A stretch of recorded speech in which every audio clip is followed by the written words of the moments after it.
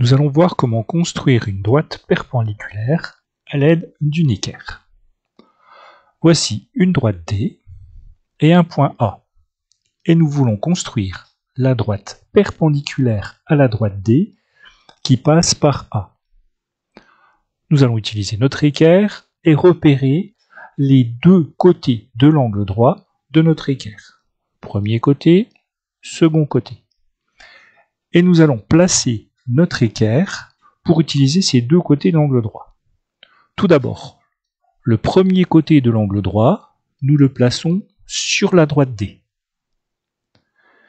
Et ensuite, le deuxième côté de l'angle droit sur le point A. Attention à être très précis dans le positionnement de l'équerre. Donc, un des côtés de l'angle droit sur la droite D, le deuxième côté de l'angle droit sur le point A.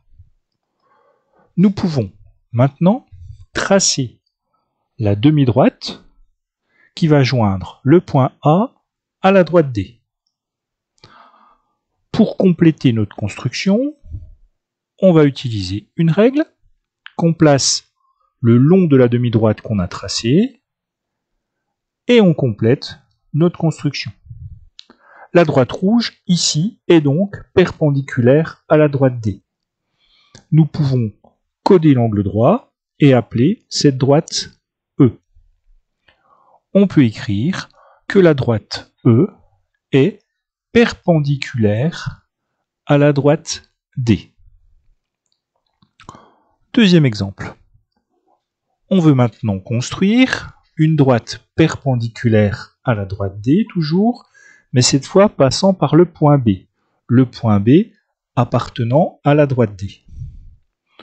Toujours notre équerre, et cette fois, on va placer un côté de l'angle droit sur la droite, et le sommet de l'angle droit de notre équerre sur le point B. Même principe que tout à l'heure, on trace la demi-droite, on prend notre règle et on complète la construction. Nous avons donc ici tracé la droite rouge qui est perpendiculaire à la droite D, passant par B. Appelons-la F. Et bien ici, la droite F est perpendiculaire à la droite D. Nous avions vu précédemment que la droite E était aussi perpendiculaire à la droite D. Eh bien, si deux droites ici sont toutes les deux perpendiculaires à la droite D, eh bien on voit qu'elles sont parallèles.